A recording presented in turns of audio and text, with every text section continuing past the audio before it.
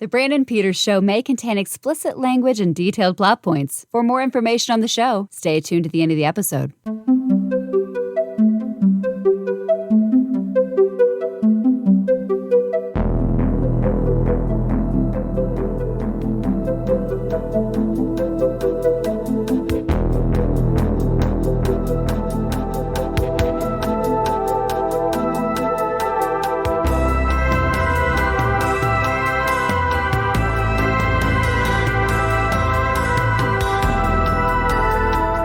And now, here's Brendan.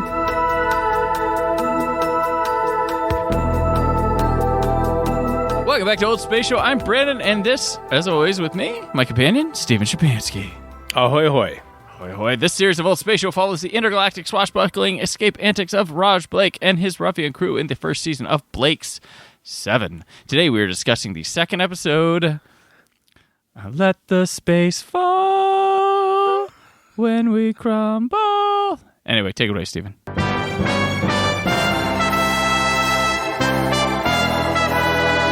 Well, this week, Blake takes the prison transport ship London under siege with help from Care Avon and Jenna Sanis. But when the siege fails, Blake, Jenna, and Avon are sent to investigate an abandoned alien spaceship where Blake decides to take control of the ship and escape. This episode is directed by none other than Who alumni Pennant Roberts. Pennant Roberts. Yep. Louise Jamison's favorite director, Pennant Roberts. Oh, yeah. Face of Evil, Sunmakers, Warriors of the Deep, Time Lash, Shada, a good handful of good and bad. Yep. He's got a raw deal towards the tail end of his Doctor Who life there, but he is on extreme ends of the Ooh. But he will do 4 episodes here of Blake 7. He also did 9 episodes of Terry Nation Survivors, so he is, I guess, on his speed dial or rotary. That's what they had, right? Yeah, probably those days, yeah. This credited writer is Terry Nation. Of course, Chris Boucher's the script editor. Starring Gareth Thomas, Sally Nivette. I'm going to do this every time, Stephen, so you got to be right there. Nivette, like Corvette. There you go, Corvette.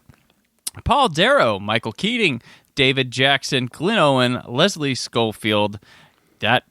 Leslie Schofield, also a face of evil, but many recognize him from Star Wars. Yep. And maybe you recognize him from one episode of War Games. I do, all those things. I recognize him from all those things. Yes. We haven't talked about, the intro to the show, the opening credits, mind you. This is interesting because I don't think I've ever seen this in sci-fi where it has a sort of Monty Python, Terry Gilliam animation edge to it that doesn't really get to the sci-fi corners that I can think of. No, it's quite clearly a 2D picture that was coming towards. It's weird. It's quite clearly a 2D TARDIS that we see in the Tom Baker title sequence throughout the 1970s. Mm-hmm. But for some reason, because it's got this cool looking slit scan time tunnel going on, we don't actually notice it. But when it's just obviously a cutout of the ship coming towards us and then away from us against a static starfield, looks a little cheap. Reminds me of there was a cartoon I watched growing up. Reruns on Nickelodeon. It was called Danger Mouse. Kind of had this kind of animation to it. Kind of reminds me of that. But yeah, interesting to see set against space. Really interesting. But you also have the kind of digitizing of Blake, computer screening with his brainwash thing, and his wanted or kind of profile. Executed. I can't remember what the words are, but it's executed, yeah. We're going to see them 11 more times, so we'll pick up on it then, hopefully. So we pick up where we left off with the prison transport London, which, does it remind you of the RV from Spaceballs? I've only seen Spaceballs once, so I cannot confirm or deny. It does probably remind me of a spaceship from probably Space 1999. It might have even come from there, I'm not sure, but... Which, funny enough, I found out from the ILM documentary that the original Millennium Falcon was supposed to be the cruiser. Yeah. But they were like, that looks like a Space 1999 ship, and he can't drive a Space 1999 ship. So Thank God Space 1999 came along and made them go back to the drawing board to come up with the iconic Millennium Falcon, right? yes, exactly. But as they called it on set, the hamburger. Yep. So, it's an 8-month trip to the penal colony. So they're going to be on board for quite a while. No light speed here. Or was there light speed? And it's still 8 hours, but... It was a pretty slow-moving ship. I think it's just doing the milk run from Earth to the prison colony and back. Yes, you can get up, you can walk around. There's a congregating area. There's beds, but not enough for everybody. We have so Leslie Schofield's here playing this Sub Commander Raker, who's hard on everybody. You know, he's the kind of the enforcer guy of this ship, and he gives them this big speech about what they can do. And at the end, he's like, "There are other rules, but you'll find out what they are when you break them." just like Aurora Penta, the Klingon prison planet in Star Trek 6. Yes, but yeah, he's a presence here. Like he's only going to be in this episode, but you're going to remember him. Like I think he's really good here. He is really good. Let me tell you, I think. Trying to think about other episodes to come in Blake 7. I like some other ones. This is easily my favorite of the season and maybe of the show itself. I adore this episode. I think it's taut. It's there's some pace, there's some dramatic tension to it, and because Leslie Schofield is such an ass, where we are lovable Glyn Owen as Commander Leyland. What I love it. It's a good Doctor Who watch. Glyn Owen will appear in The Power of Kroll in about a year's time in Doctor Who. Leslie Schofield had already been there. Norman Tipton also appears in Underworld. If you're to complete the Graham Williams era hat trick. But Leslie Schofield is so great because he thinks he can sort of butter up Jenna a little bit, and she whispers something in his ear, and he slaps her.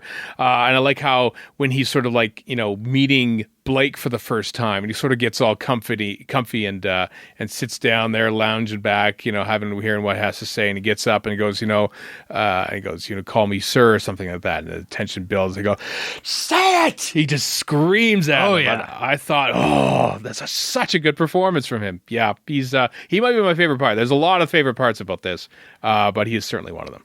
Yeah. Last episode I talked about the British performer compared to the United States or North American one with the genre television and stuff, but he's a really good one episode guest role character performance, and I feel like British TV brought that in drama and genre that didn't typically happen in the US. You get like that in sitcoms in the US where it's like, hey, showing up here and this week, and they make like, you remember that one episode where so and so showed up and we all laughed.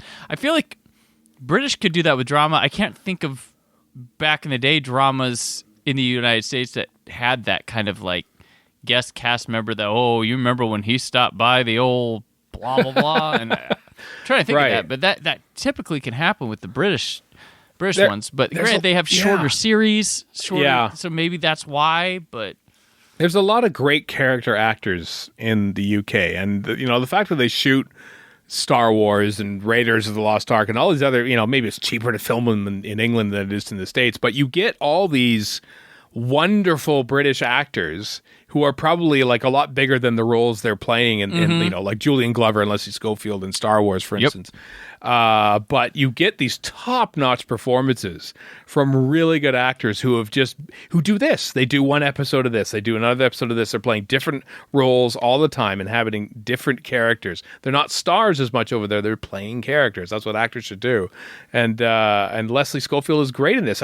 He's great in Face of Evil around the same time, but it's an entirely different character. Yeah, he's great. Like, that's basically, it's funny you described that type of that's what Patrick Troughton was outside of Doctor Who, really. Like, that's what he liked doing. And in the US, he was, in The Omen. Yeah, exactly. It's like, this guy is a rock star over there. Come on, folks, he's Doctor Who. Treat him with some respect, for crying out loud. That's not John Pertwee. No, he's not. No. But yeah, so he's definitely the difference maker, a big difference maker here. So a lot of this episode, we meet Kerr Avon, and played by Paul Darrow. Oh yeah, who will team up with Pennant Roberts for Time Lash and make history again. That's true. Many years down the road. But yeah, he's here. He's the hacker type guy. He was caught. He was the when it comes to computers, he's the number 2 man in the world. Who's number 1? The guy who caught him. What a great line. That's a good one. But yeah, he's here to integrate now into the group. We do have Gan here, but he's kind of, you could be mistaken. You wouldn't know that he was going to be one of the main people from this. Yeah, well, if you keep watching the show, does he really improve? Poor Gan. Poor Gan. Yeah, Villa here. We have some other characters, some potential 7s, but Yeah, I do like that they have not auditions in a way. I like that the poor Nova is the guy, he who gets killed with the when the asteroid strike hits and the hull has to fill up and he gets killed and stuff. I like his reasoning. He goes, well, what about me? I haven't done anything yet. He's what he says. He's so eager, and he's basically pointing out that the script is saying, "Yeah, I haven't done anything yet. Yeah, you've literally just stood there. So yes, go and get killed." Poor Nova. Right. And we have this this story kind of plays for most of the episode. It plays like a kind of classic heist type plot where they're, testing out, because this episode takes place over the course of a couple weeks, right? It has to. If the ship is going to take that long to get to Cygnus Alpha, yeah, it has to pretty much, right? Yeah, they find Blake finds a little passageway. They can get through some wiring and stuff to get to a control room, and then they, everybody's got their jobs, and certain things have to go right, so it's kind of got that heist feel to it. Yeah, and remarkably gullible guards. They go, "Oh, Villa's distracting me with a magic trick. Let's watch and turn my back to the rest of the room." He does that a few times, and he's quite clearly gotten along because he even calls him, "Oh, what do you got for me, Villa? Come on." Villa is quite good apparently at luring these heavy guards into, because it's the same guard that gets suckered into watching some sleight of hand tricks from Villa is the same one that shoots an unarmed prisoner in the corridor in front of Commander Leyland. Thinking, man, you've got sides to this coin. Daner is his name, right? Yeah, it's cold. The Gan, he's used here as an enforcer once they take control of the control of the control room, I guess, which is kind of TARDIS console-like setup. Yeah, there's a little bit. Yeah, thing in the center that shaped kind of similar. But I do like when they need the palm print or the hand print on the door to get it open, and Gan, they're using him as an enforcer, and he says, "Look, we only need the hand. If you want to stay attached to it, do as you're told." Yeah. I was like, all right. Okay, that convinced me. It's a good line as well. I sense Chris Boucher already, his input, I think, is already being felt. Not to diminish Terry Nation's scripting, but there, those lines, a couple other lines. My favorite of the whole episode is when Villa proves that he's a bit of an idiot and a coward, and Avon, who's trying to be lured by Blake to be part of this operation, and Villa goes, "You've got 5 people, Blake, 5 people and him." I just thought doesn't even count him as people because he's so ineffectual. Right. Such a great line. I think what we might have here is Terry Nation's he made the coloring book, and then Chris Boucher bought it and colored it in. Yeah, I certainly by the end of the season, he's definitely saying, "This stuff happens. I'm sure you could probably write in the rest." Because expecting 13 episodes out of anyone is a lot, yeah. Tough game, especially someone who writes as quickly as Terry Nation has for Doctor Who. Very true. Oh, I forgot to mention. So there's the pilot we mentioned. There's the other one who looks like a brunette Eric Idle, kind of. That's Norman Tipton, who plays Edas in Underworld. That's where I know him from. Yep. There we go. Yeah, but yeah. So part of this is this heist thing, which kind of goes awry when Leslie Schofield's Raker takes control and starts shooting a guy every. He really does shoot people every 30 seconds. Before Blake has to give up. And it's so cold because even it says, okay, he shoots one of them, and Blake says, okay, that's it, we give up.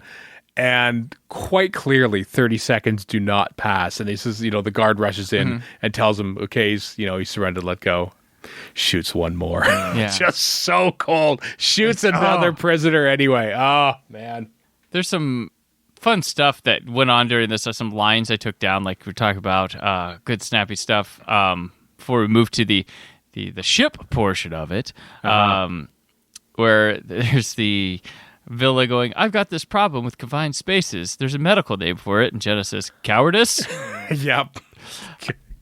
There's just good Avon kind of giving you who he is. It could be like, wealth is the only reality, and the only way to get wealth is to take it from someone else. And at least you're still alive. No, not until free men can think and speak. Very heroic. Good heroic, yeah. Very heroic. I love. That's why I love Avon's cynicism. He sort of brings Blake back down to earth when he gets all high and mighty like that. Mm-hmm. And this episode sees us. I really like. I think the strength of it too is we see Raj Blake evolving from a man evading eternal slavery to escape to being a revolutionary leader within this one episode. You see it all, like, he's like, he wants to, white Earth. He's like, that's where the heart of the Federation is. I intend to see that torn out. So he's kind of like, goes from just trying to be like, I just want to be proven innocent and get off this, or let's, escape here, to we're going to take it to him. Like, all through this episode, we see that full transformation, which is really he seems to remember who he used to be, basically, before the mind wipe, but before episode 1. Now we sort of see what Blake was and why they wiped his mind in the first place. In the first episode, he and us get told it, but we don't really see it. And this one, we're watching him form back into that person, which is pretty cool. Yeah. As we go. But, so, and we have, of course, the start of great idealistic battles between Blake and Avon. Which will be a kind of a thing for the first 2 seasons to go through. Yep. This show does a wild 180 halfway through its run. It's very much. Very crazy. So they find a ship, which we'll later find out it's called the Liberator, that's just hanging out in space because there's they find a battle going on the radar. Is that what they call it? They call it radar? I don't remember.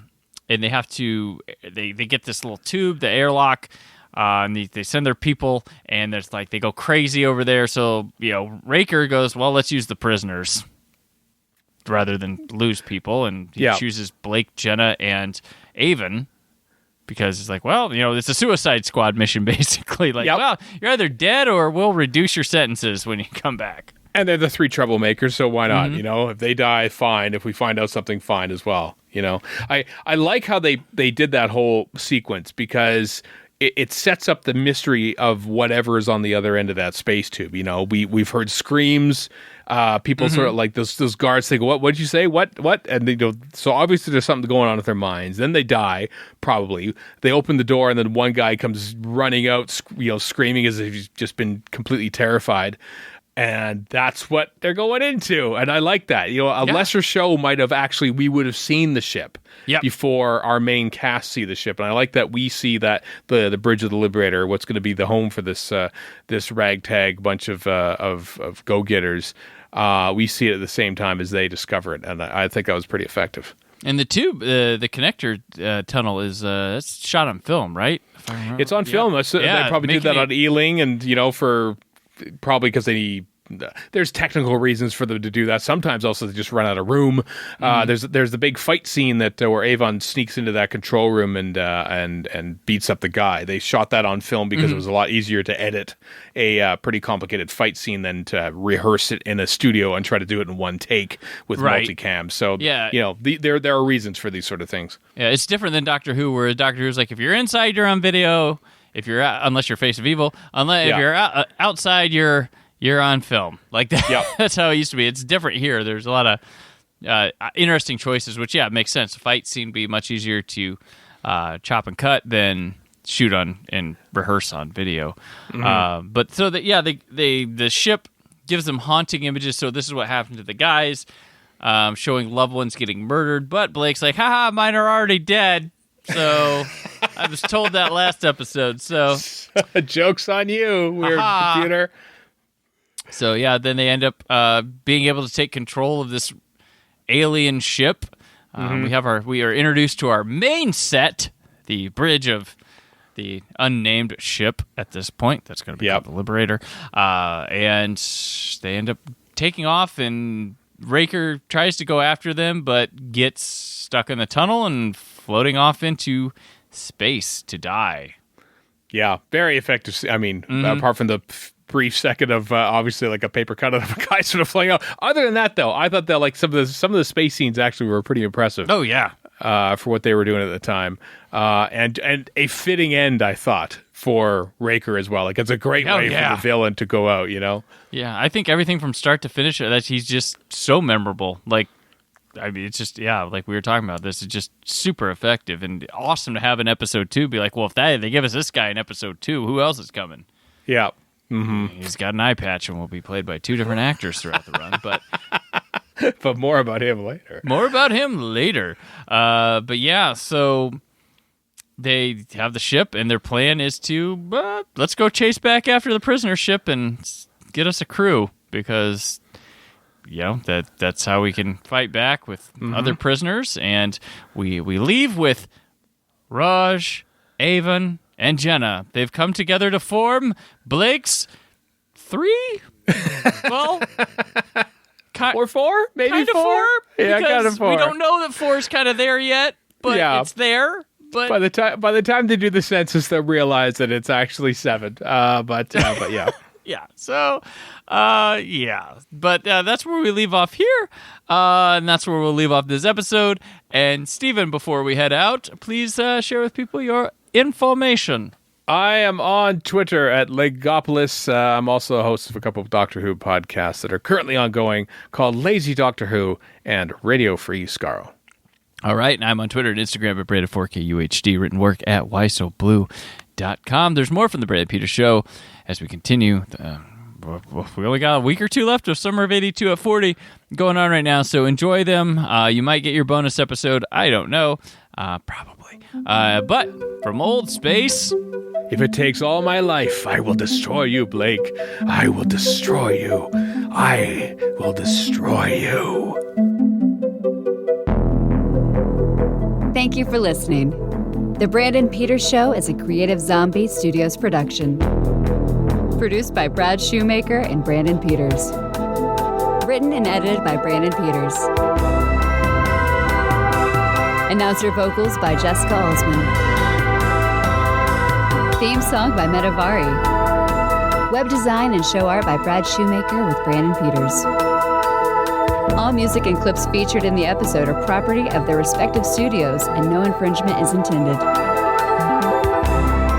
Additional information on this and other episodes at BrandonPetersShow.com. For any inquiries, press opportunities, or sponsorship, contact mail at BrandonPetersShow.com. The show is available on Apple Music, Spotify, or anywhere podcasts are found.